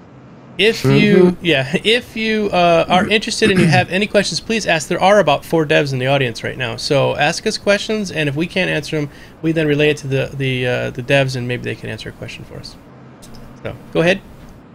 Okay, from the Spongy Frog, will there be a fix for people lowering graphics to see through foliage? Wow, I'm as drunk as Tagus. I know exactly what he's talking about. You guys know? DayZ. The DayZ. Yep. You could turn the thing way down and see through trees. So I think that's what he's talking. Yeah. Yeah, the DayZ draw distance. Yep. You turn the draw distance on your foliage, or can turn it completely off. Mm-hmm. Some people just turn it down. Some people actually go in and modify the files so there's no foliage whatsoever. So you think in your game you're lying prone in the grass and you're well hidden because you're all camoed up, but the other players got no grass on.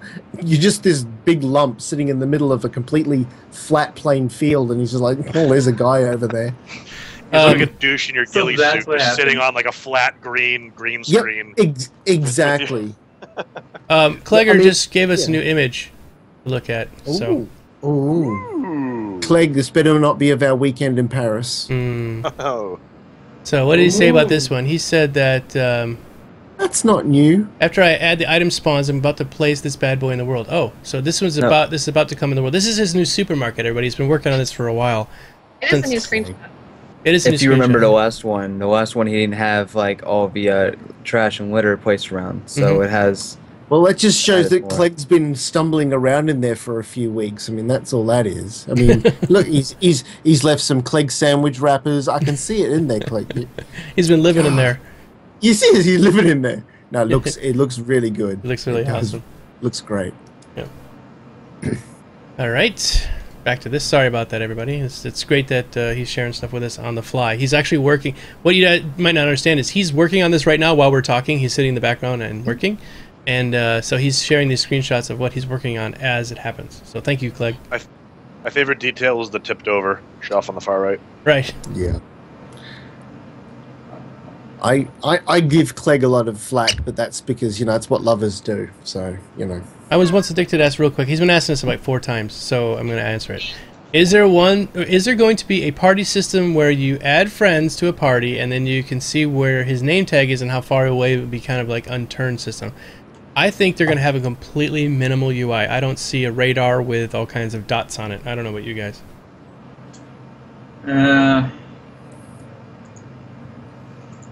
There's name tags, right? At the very least, Sat, you saw name tags in there. Nope. Didn't see anyone. I thought there were when I watched someone else play a stream, but I could be wrong. We didn't really get enough time to really stand in front of each other because of the whole murdering each other aspect. Arrow through the neck. No. Well, I tried. I put my hands up, and I got shot. And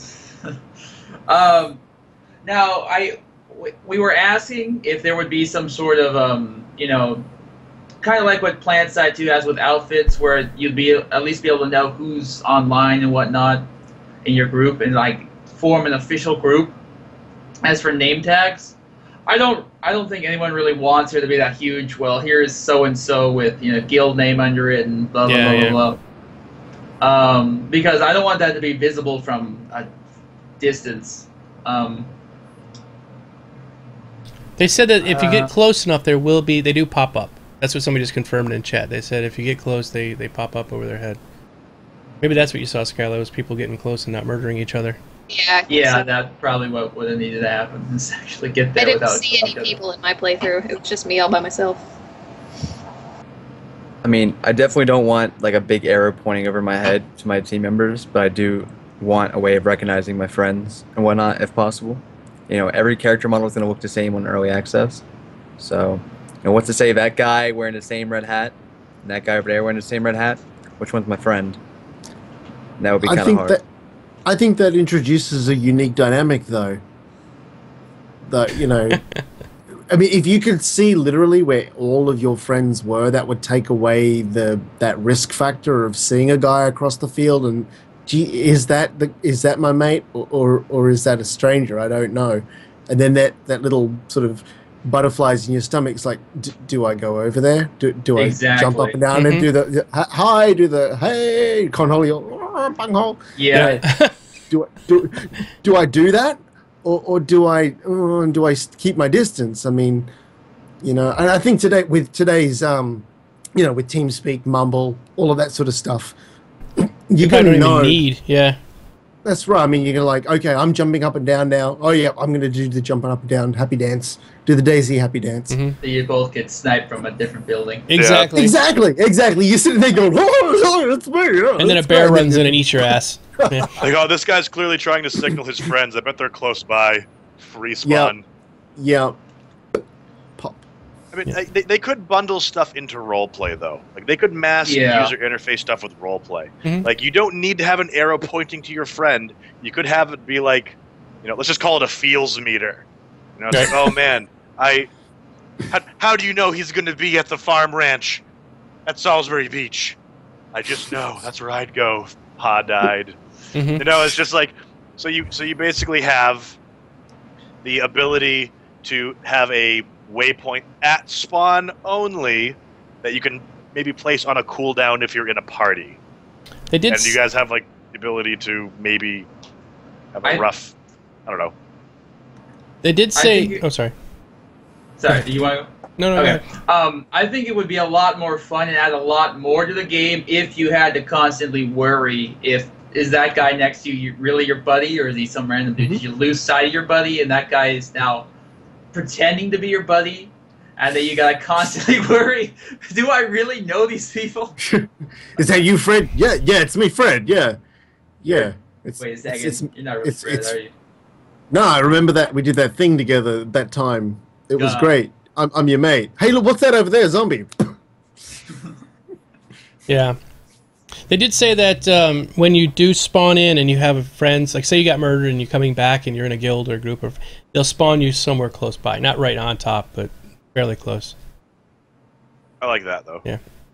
That's fine to me. All right, moving on. We got a bunch more questions and we still got... Landville, will we have handcuffs and the ability to cuff or rope people? I believe that's Fuzzy a yes. cuffs. Yeah. Fuzzy cuffs, that's for a different type of game. But they did... Different roleplay. Different role-playing game, yeah. They did say that is confirmed, though. That there would be some kind of way to disable your foes. Hog tie him. Leave him out for the zombies. That would be a good idea. You don't even have to bring them back, just leave them there. And then start shooting some guns in the air and run away. No, don't shoot. Don't, please, just leave me here. I'll break out myself. Fine, that's fine. Call a bear in. Smother him in jelly. That could be the Butchers of Twitch initiation process. Put some handcuffs on them. Shove them into the church where we've locked a bear in there. It's like, you survived the night and you are one of us. Yes. And then we give them some cake afterwards. That's right. Cake or death. All right. Cake or death. Also from Landville, what can stop the likes of large groups from just grabbing a large part of the servers? Nothing. Nothing. But let's talk before we... Some people in the chat were saying earlier, there is no way there's 1,000 people on this map.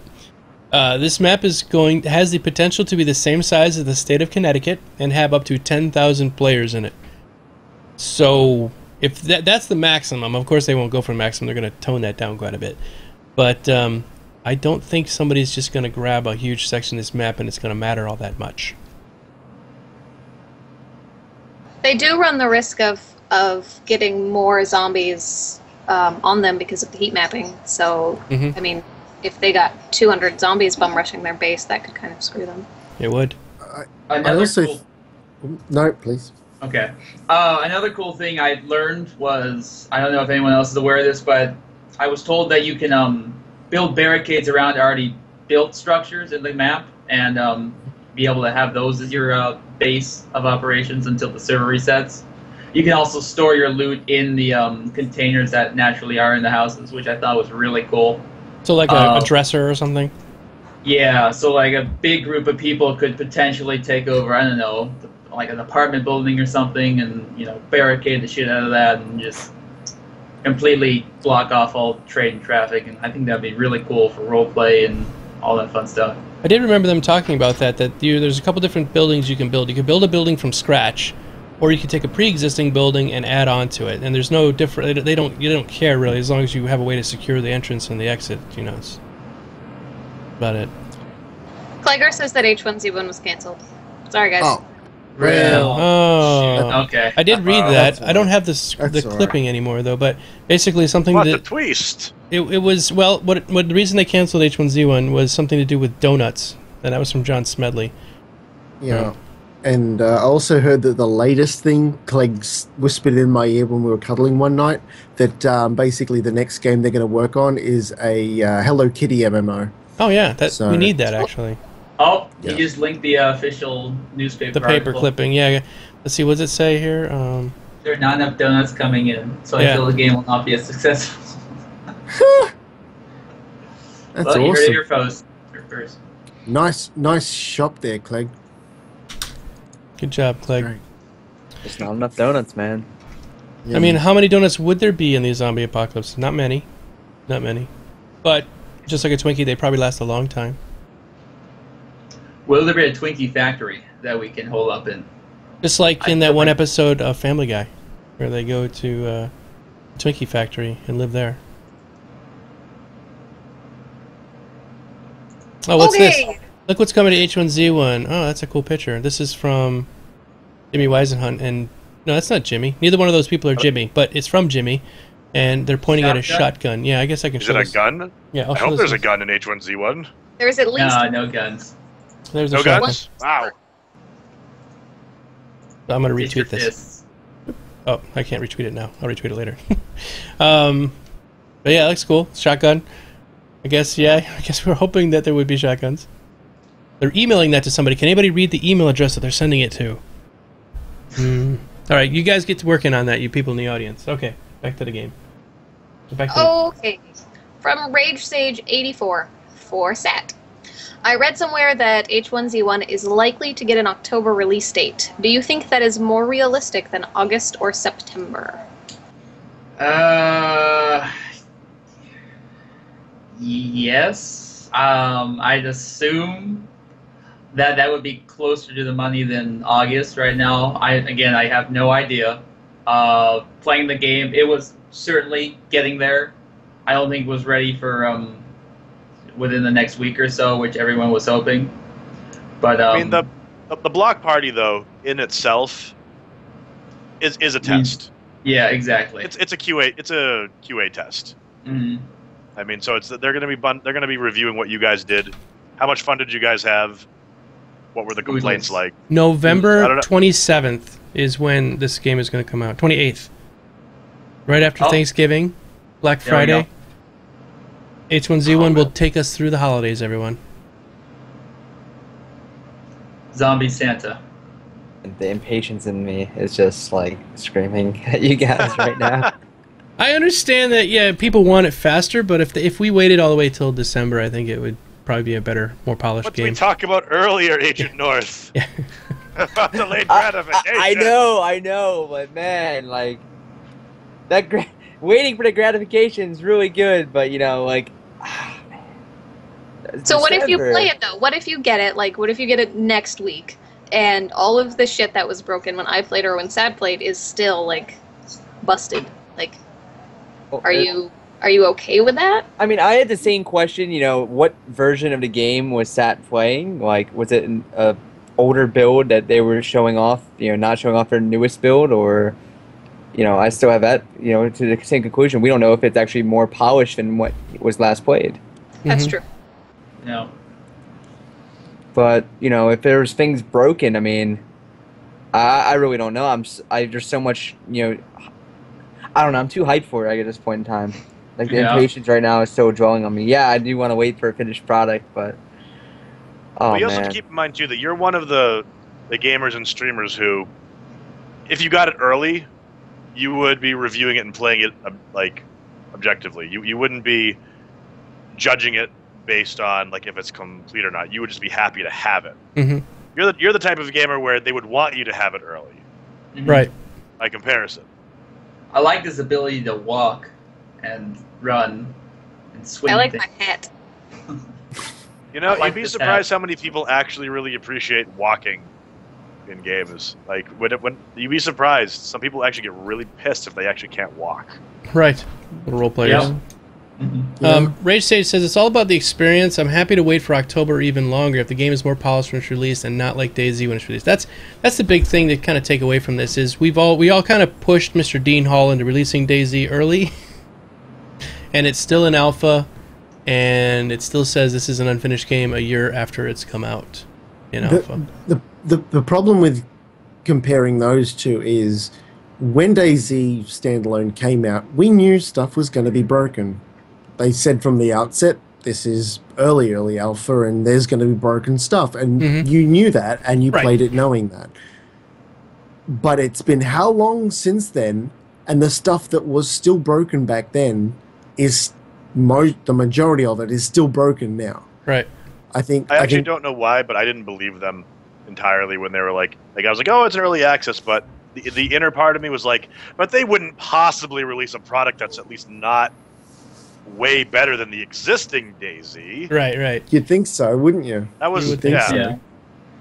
But I think the best way to judge an early access game of this type would be if they release an early access version and there is things that are broken, that's to be expected.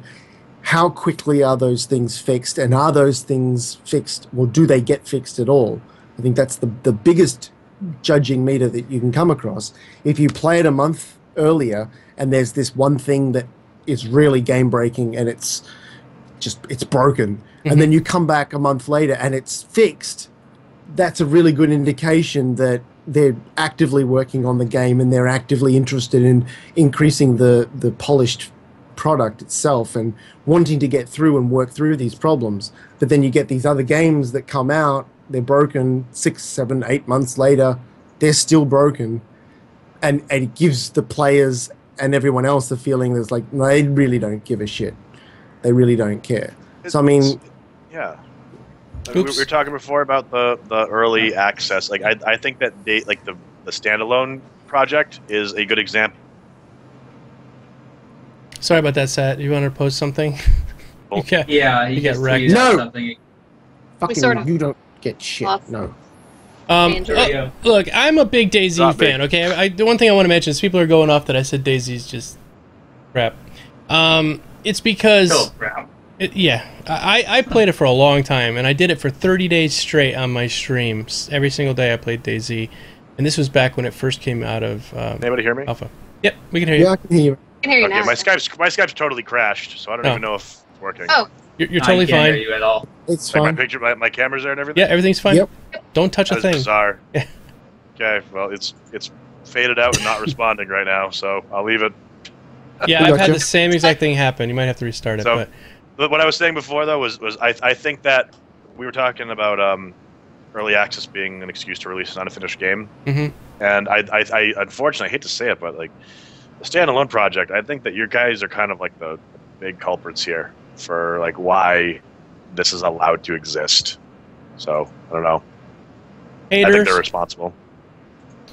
No, anyway, I was saying that about DayZ is that it's the reason I'm upset at it is because when I played it a year ago, just about, you know, I was playing the standalone after I played a lot of the regular, you know, modded version of Arma, and I started playing the standalone, and I was like, okay, it's broken because it's not ready yet. And I said that all along. I'm like, okay, I can forgive that the zombie just walked through this wall because it's an alpha. You know, it's fine. Okay, we'll be fine. And I said, I'm going to wait till about August, and I'm going to come back and play this game again and see what's changed. And I was expecting to come back and see just tons of stuff fixed. And they've had 9 months to work on it, and it's still broken. A lot of the stuff is just, I mean, all they've done is added like some different guns to the game, and they've added some like, new foods and stuff like that, but the basic fundamental stuff is still broken. So, I don't know. What do you guys think? I definitely agree with that. Really, DayZ, there really hasn't been much change at all.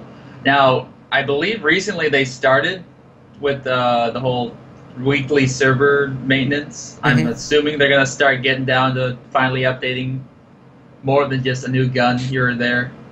But yeah, they're really after a year, and all they've added is a couple guns and some food. That's I was hoping they'd actually fix like the zombies walking through the buildings. Spawning underneath the buildings and killing you because you Yeah. just walked into a building. You're like, oh, let me look in this cupboard. You're dead. And like, what the hell? Oh, it was a zombie under the floor that ate me through the floor. Exactly. Yeah, I mean, there's some things that are forgivable. I do forgive a lot of that stuff. I mean, but there's things that are just like, God bless it. These were major problems when, 9 months ago. Why are they still a problem? well, we can hope that SOE will at least hold themselves Yes. to a higher standard. Yes, exactly. Like, it's up on you, buddy. Yeah. All right, Numa TV. I make mods and games based on zombie survival, blah, blah. Is this game really that good, or is it just geek hype? It could be geek hype. Just- I hype Just geek. the hype. Yeah, Domo, it's your fault. It is All my the fault. geek hype. It is all the geek hype. No, this game is going to be good. what we're hoping for, and of course we haven't played it except maybe Skylight and Sat have played it, but what we're really hoping for is that Sony does it right. We've played The Forest. We've played DayZ. We've played Don't Starve. We've played all of these bevy of survival games, and all of them are good in some ways. Don't Starve is actually a pretty rock solid game, believe it or not. But the other ones on that list, War Z, Infestation Survival Stories, what other name they're going to steal this week. We've played all of those games, and they have just sucked the life out of the genre almost. People are like, oh god, another zombie game. Oh, great. You know? I think even the fans of the genre are getting sick of it. Because another one just shows up down the pike. Oh, we'll just throw some zombies in. This might be a rash thing to say, but I think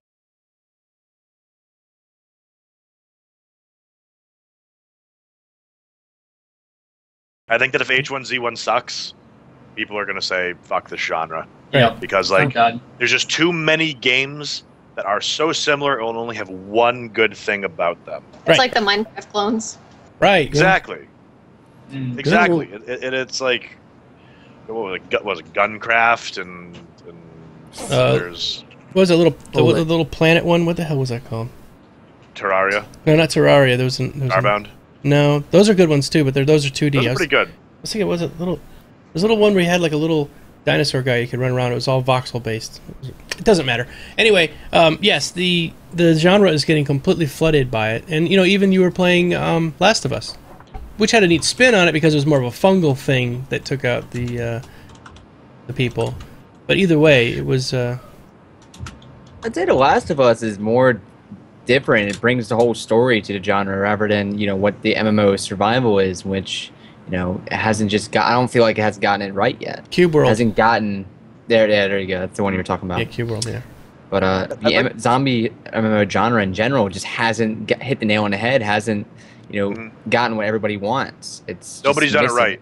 Nobody's done it right. Rushing it together, trying to hit on what DayZ's success was. To be fair, and I don't want to be misunderstood. I'm not saying I'm fearing or worrying that H1Z1 is going to suck. I think it's awesome what you guys are doing. The reason why I'm saying that is because you guys have super talented developers, and for the first time for a game like this, you've got a AAA title person funding you. Mm-hmm. You guys have all the tools that we think are needed for producing a game that can live up to the hype that we're expecting, or maybe not necessarily the hype. It doesn't even need to be the hype. It just needs to be fun and complete. And we were saying before, a finished game. Right. So if that's not delivered on this, I think that the genre as a whole is going to take, not to put more pressure on you guys, but I think if anybody's got the shot at making it work, it's going to be you. Mm-hmm. So if you pull it off, that's going to be awesome. If it doesn't, I'm really concerned about the genre as a whole. Cat. Yeah. Kitty. And I honestly, sorry, wide-angled camera. The game, I was really excited for it, but it was more. I liked it more after I played it. I wasn't disappointed. Yeah. So I guess that's a good sign. Yeah. And to touch on what Tangent was saying, whereas this is like what we've been able to say with the other survival games is that they weren't a big company, so I guess they didn't really have the experience to put everything together. Now that we've got a big, well-known company behind it, we can't really say that if this doesn't go well through. Oh, they weren't a professional company. Mm-hmm. So everyone's riding on the fact that this will be able to be done well because there is a massive company backing it. Right, and you got the Forge Light engine. You've got all the stuff that many of these developers have come over from EverQuest Next, so they've got that experience using the engine in a different way from PlanetSide. So there's going to be good crossover. So is PlanetSide as a successful first-person shooter multiplayer game? I don't want to call it an MMO, but you know what I mean. It is. They're extending that out to a genre of games that I personally sort of love. I love survival games. All right, let's move on. Yes, we talk about H1Z when we don't play it. Sorry, we don't have it here to play. Yeah. We're all playing. We would you if we just can't could. see it. Yeah, that would be funny. Oh, guys, wait, let's come over here and kill this guy. Yeah. What you don't know is we're all under NDA, and we're actually all playing co-op at the moment. But you know, sorry guys. We just By the killed way, a that was zombie just horde. an NDA breach. God Way to go. bless it, you Oh, did it doing again. Doing it for all of us. Now they're gonna kill us. Blame the booze. Yeah, or something.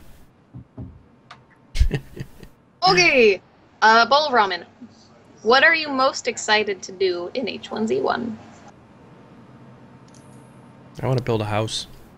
Drive cars and light zombies on fire. That's pretty much all I'm Light zombies hyped on for. fire. It's awesome. I want to light my arrows on fire and then shoot them too. I want to light my balls on fire. Stockish are blowing bubbles again.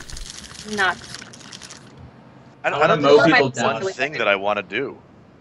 Like I Do it all. I don't- Well, no. It's like I guess the stuff that's fun for me in these games is because I kind of like get into the spirit of the moment for it. So it's Mhm. like meeting up with someone from across the map isn't just like, all right, sweet, we're together. Like I actually get that, like, oh, that we accomplished something here. Like I like seeing, I don't know, stories and memories kind of come together for these kind of games. Like remembering that moment where you were pinned down by 6 to 10 PKers and you and your few friends were able to fight them off and escape with just your handguns or bow and arrows or whatever you got.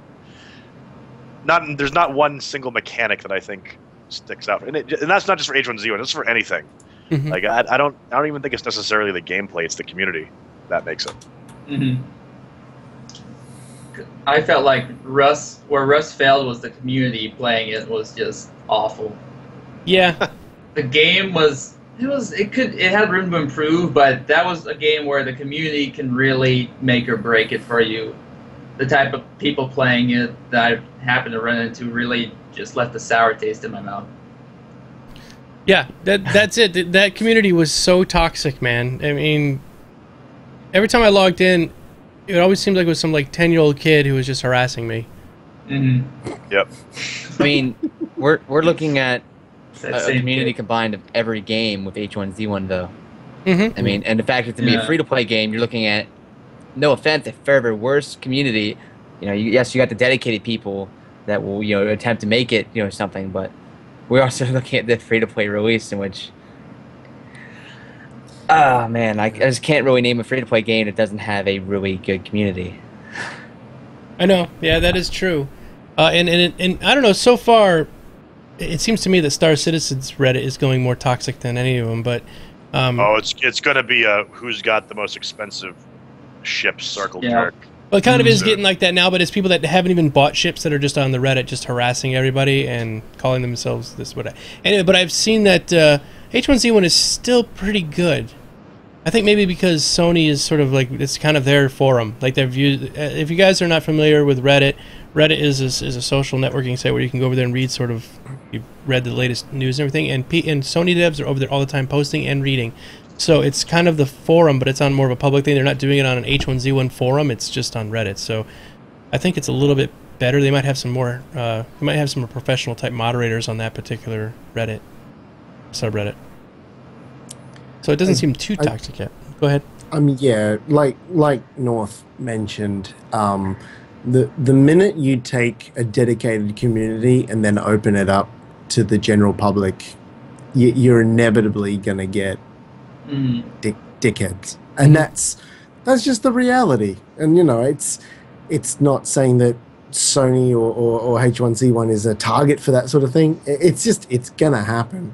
You know, I've already seen some pretty ridiculous stuff on the Reddit, but to Sony's Credit for the Reddit. credit, yeah, for their credit, they do kind of pay attention to the stuff that's more common sense and more realistic, and I guess they're filtering out the stuff that's just like, oh, we want surfboards in H1Z1. I'm like, yeah, and that is a legit thing. There is a post about surfboards in H1Z1, just so you know. Surf's up, brah. Yeah, but I think from what I've seen so far on the Reddit and just in general in the community, there's always going to be the skeptics that are always going to say, "Oh, another fucking zombie survival game. It's fucking crap." This is War Z all over again. Yeah, you know. But I think as a whole, I'm the feel I get from it is generally positive. So yeah, that's what I'm saying. The Reddit seems pretty good over on H1Z1 right now. Yeah. You know what the worst thing is though about that feeling? Like whenever it's like, oh, another zombie survival game just came out. No matter how bad they have been, I'll be like the first person to leap at it and try it. Yeah, right. It's like, I know it's going to be awful. I know it's going to be unpolished and unfinished, but I'm so craving there to be a good game that like I want to believe.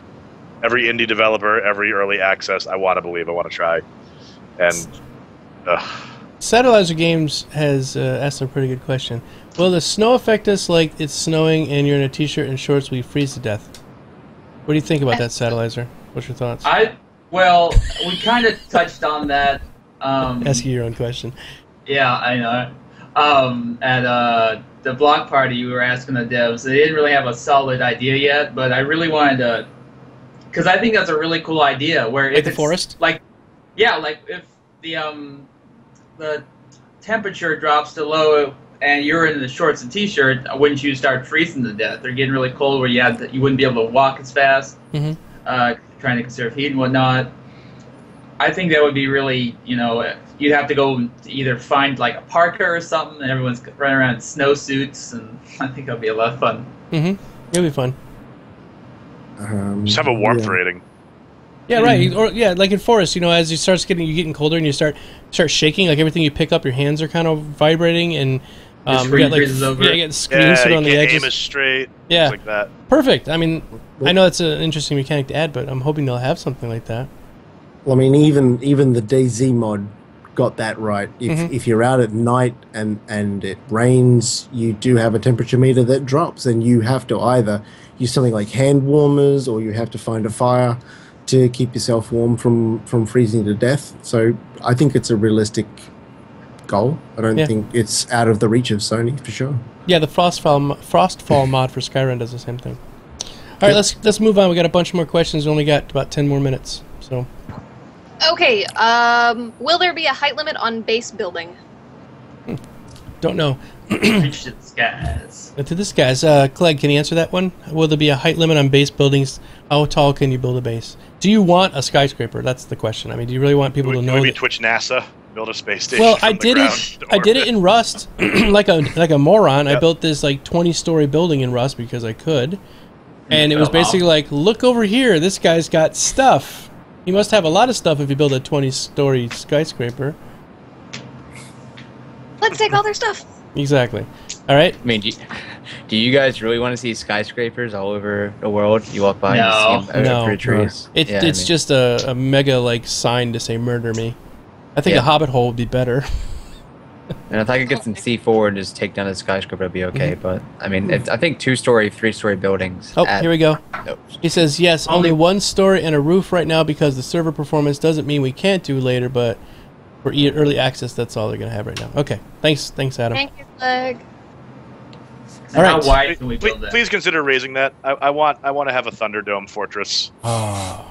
With car wheel wells for windows and stuff like that. Yeah. Stack them up like a palace, garbage palace. All right, moving on, Skyla. Okay. We gotta go speed rounds here, so only a couple minutes on each question. The basic weapon arrangement in currently existing zombie survival MMOs ranges from different melee weapons which kill all zombies in a few hits and the firearms that we've already seen 1,000 times. Do you think H1Z1 will include a wider range of creative weapons like in Dead Rising? What do you think, Mike? You played? Well, what I got to play with, I got my standard axe that you start with. It kills zombies in 3 hits if you get the combo right.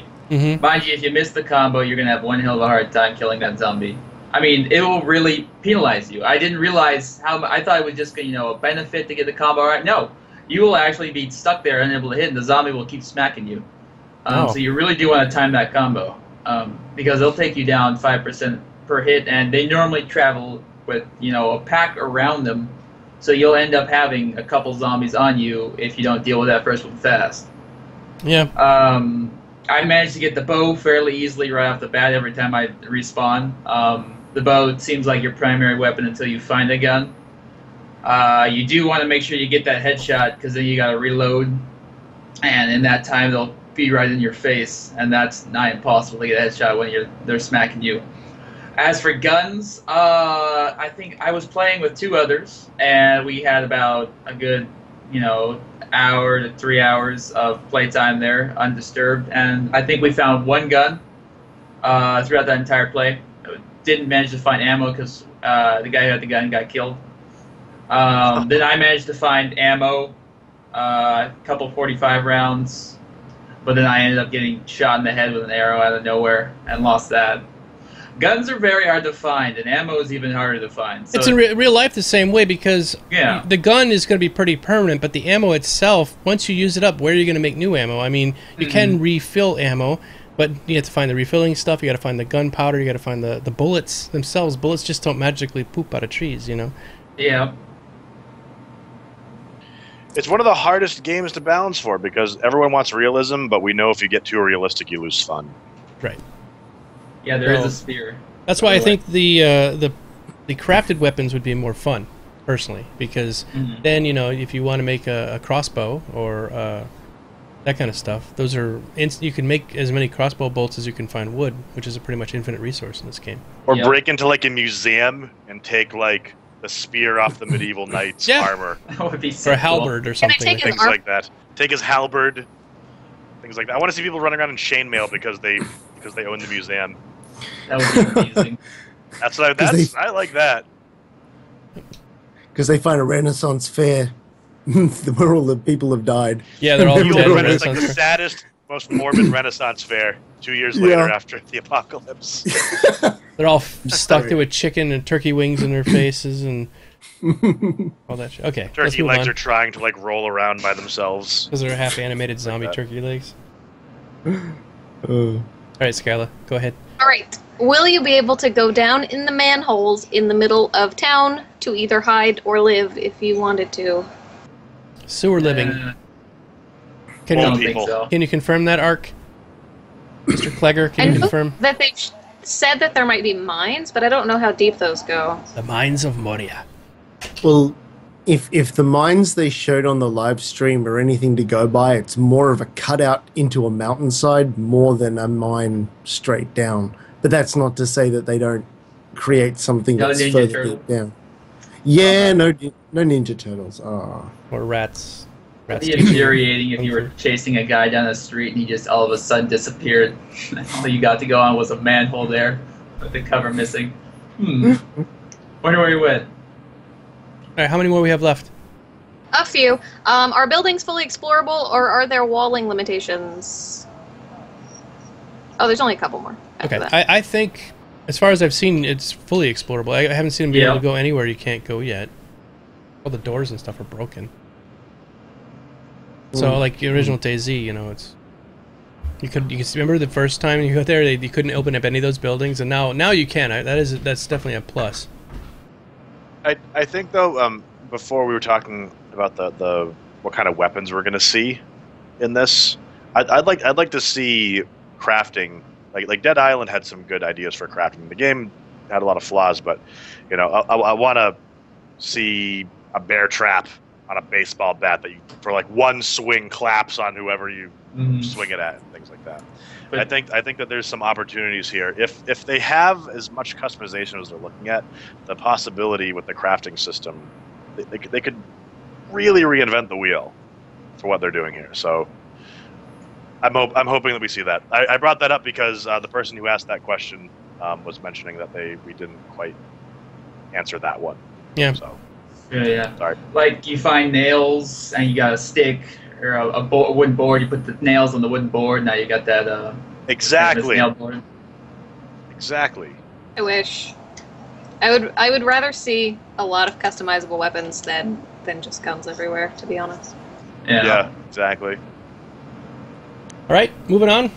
We got a couple more minutes. Did they say that VoIP will be supported and that zombies could hear it and react to it? VoIP, yes. Reacting and hearing to it, I don't know. The original idea was to have it in-game. So if a zombie was in See you, Legion. Thanks for coming. Sorry. the Legion, radius... That's okay. Bye, Legion. Bye, Greg. Okay, sorry. If a zombie was within the radius of the audible VoIP for a player, that they were supposed to react to that. That was the initial dream.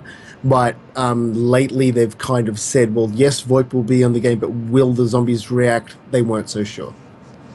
Okay. All right, let's move on. How many more we got? How many builds do you think it is between what the H1Z1 crew lets the streamers play and what they're actually working on? We don't know about that, right? I mean, it could be almost infinite, the amount of fixes they have to make before they can bring it out. I guess he's just basically asking, how close do you feel it is? Sattelizer, you were the last one to play it, so what do you think? I kind of zoned out. What was that question again? How close is it to release? They were asking how many builds is it between now and release, and kind of hard to tell. Yeah, I mean, it was certainly playable to the point where you get stuff done, and I guess you could say it was. I think you could possibly be an early release build right there, but there was certainly a lot of bugs that would irritate me if I had to deal with them on a daily basis. I would ironed out first before the early release game. Okay. So honestly, I have no idea how close they are. All right. Do we know what will be done to combat server hopping? Like a cooldown system or one character per server system? I think that they had said in a previous interview on Twitch that you're going to be your character is server locked. Yep. You go to a new server, you you'll need to make a new character. Yeah. Yep. That was a huge problem in DayZ. Oh my god. Yeah. Gearing up on the empty servers and going to kick ass. Yeah. And also to try and cure combat logging, it was going to be a timer. So even if you Alt F4'd the game, your character's Still in there for 30 seconds. body was, at the moment it's 30 seconds. They said it's up for debate whether they leave it at that amount or not. But yeah, so basically it doesn't matter if your PC crashes, if you just log out or whatever, there's a 30-second timer so far. So you might actually legitimately lose the internet, and then you're gonna have to come back to a dead character. That sucks, but that's the only way to avoid it. Yeah, I mean, to avoid the server hopping thing. Yep. Because you got either one thing or the other. Either you got where you allow everyone to log off and instantly, or you have, and then people abuse the system, of course, and get in combat and just log off so they don't have to die, or you have it to where the way it's going to be, which is you have to give a timer. Yep. All right, go ahead. All right, I'm going to call this the last one. Perfect. Do you think people are going to stay in high loot areas and not explore the map? Yes and no. No. I say yes in People some will regards. try to survive the high loot areas and then go to explore and find their It's like you do in DayZ if you're familiar with like the air bases. Everyone runs into the air bases real quick, gathers up all their shit, and then runs away as quick as they possibly can, because the longer you hang out there, the more chance. There's always some other player that's better than you. Yeah. And that'll definitely happen. All right, continue on. I'm sorry, I just gonna... It's all good. I just see these areas being a centered PvP point. Yeah. People are going to have bases, near or further away. And those areas just where everyone travels, much like, I never played much Rust, but I imagine it was the same, much like DayZ had Cherno, Warzy had Rust had the hangar, like Clearview and whatnot. So, I mean, every place has that one centralized PvP location, which is typically the high loot location or easy to go location. So. Yeah, they were saying there might not be high loot. They're going to spread it out as best they can, but there's still going to be areas that are kind of preferable. Like even if it's just a city where there's going to be more concentrated loot in certain areas. So even if it's just like this cluster of houses have a good spawn point, because when you're picking stuff up, your back doesn't have to be exposed for picking up. It could just be little things like that. Everyone knows that this is a protected area from the elements reasonably, so it's harder to get sniped when you're just going for something. Whereas in the airfield, people leave cans of beans out in the middle of the airfield, just as like bait. Like, so this is how he's going to reveal H1Z1. It's a GIF. I want it. Dick butt. That's pretty funny.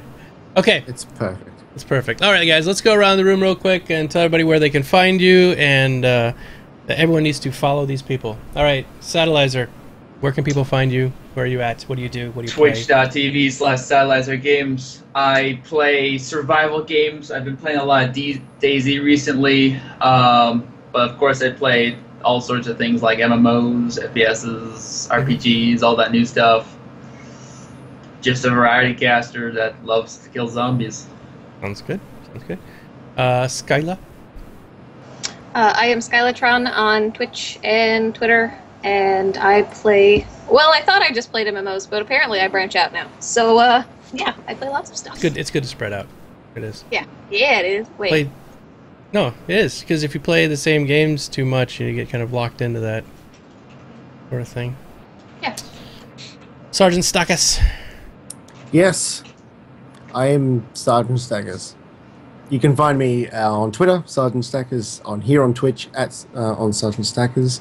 You can also find me in your liquor cabinet, raiding all of your booze. I currently have got some of it now, so when your parents come home and find it's missing, it was me. It was you. But you're getting in trouble for it. Yeah, play Unturned, everybody, until H1Z1 comes out. It's a great game. All right, Mr. Tangent. You can find me at twitch.tv/Tangent Gaming. You can find me at Team Tangent on Twitter and on YouTube, Tangent Games. I consider myself a variety streamer.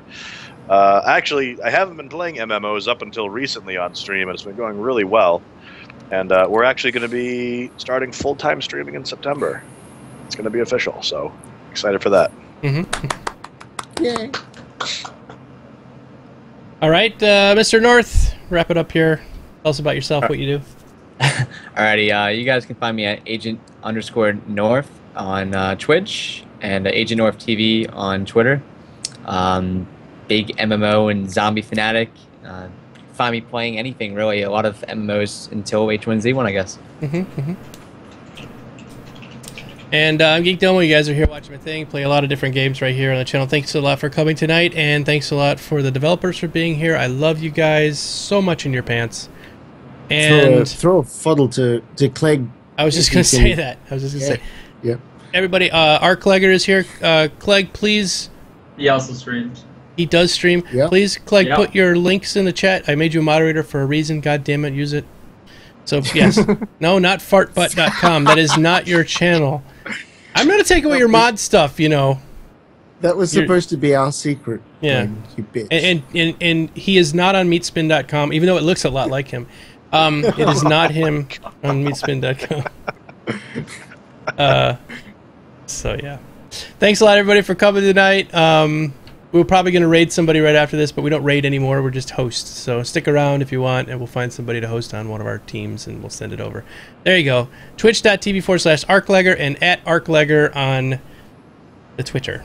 And Legion already left, but he's H1Z1 on Twitter. He's the official H1Z1 Twitter stuff.